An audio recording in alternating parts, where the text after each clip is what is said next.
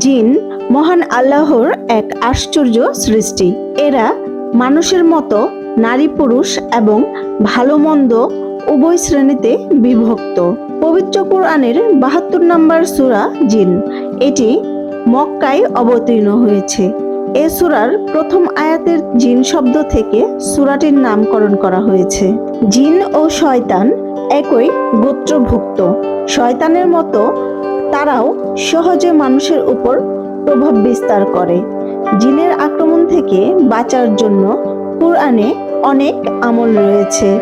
এর মধ্যে সবচেয়ে সহজ আমল হলো নিয়মিত আয়াতুল কুরসি পাঠ করা।